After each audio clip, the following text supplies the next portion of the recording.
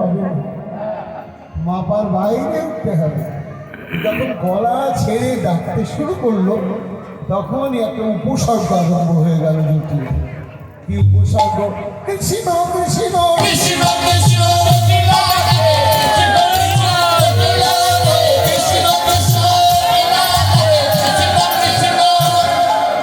আচ্ছা, এতক্ষণ তো ডাকছিলাম, বেশ সুন্দর দাঁড়িয়ে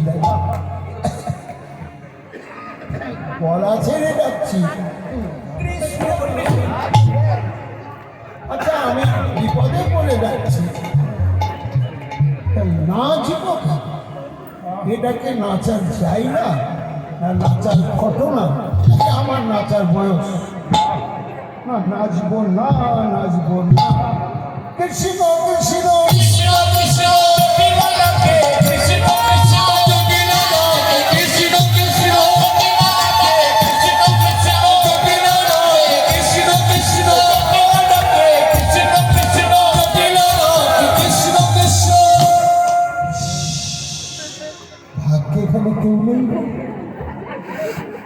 লোকে দেখলে বলবে কি, পোকলামুখী বুড়িটা খেলে দিয়েছে।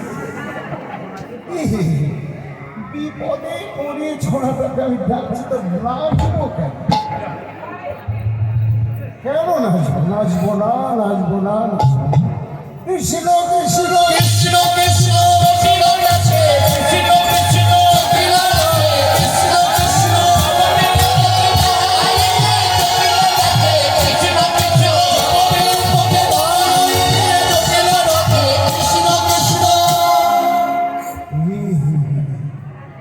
যতই প্রতিজ্ঞা করছি নাচবো না, নাচবো না, নাচবো, তত বেশি বেশি করে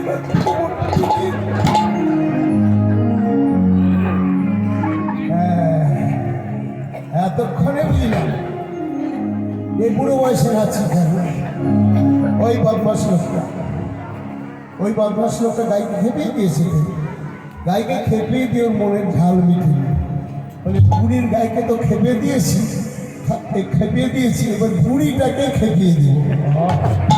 এই বলে মনে হয় আড়াল থেকে ফুসফুস করে মন্ত্র পড়ছে, গায়ে ধুলো পড়ছে। আর তাই কোনো বয়স আমি করে থাকছি। ওই বলছি, তুমি জানো না কেন নাচ? এই নাচ নাচানোর জন্য কত রাজাধিরাজ, কত বুদ্ধিজীবী, কত আইনজীবী সর্বস্ব ত্যাগ করে সেরা কথা মেরা মাথা বৃন্দাবনের বনে বনে ঘুরে বেড়াচ্ছে। ওই নাচের নাচ নাচবে, কিসের নাচ? কেন নাচছ তুমি? কখন এই নাচটা আসে না? ভাগবত বলছে এই নাচটা থামানো যাবে না, কোনো বাধা ভাঙবে না, স্থান কাল পাত্রে কোনো বাধাই নেই। কেন? এবং ব্রত সক্রিয় নামকিন্তা যাত্রা করে যদুক্ত চিন্তায় অসত্যত রোদিতি রৌতি উন্মাদ বধ মৃত্যুতি লোকবাচ্য। অর্থাৎ অন্তরে যখন শুদ্ধ প্রেমের উদয় হবে এই লক্ষণগুলো প্রকাশ পায়। তা বুড়ির তো কৃষ্ণের প্রতি মাৎসর্য ছিল, বিদ্বেষ ছিল, তাই নাম করতে গিয়ে তার প্রেমের উদয় হতে হবে। কিন্তু ললিতার সঙ্গমনে আর ললিতার যুক্তিতে বিশ্বাস করে এইবার শ্রদ্ধা সহকারে যে নাম করতে শুরু করেছে আর উনি প্রেমের উদয় হয়েছে। কৃষ্ণের নাচায় প্রেম, ভক্তের নাচায়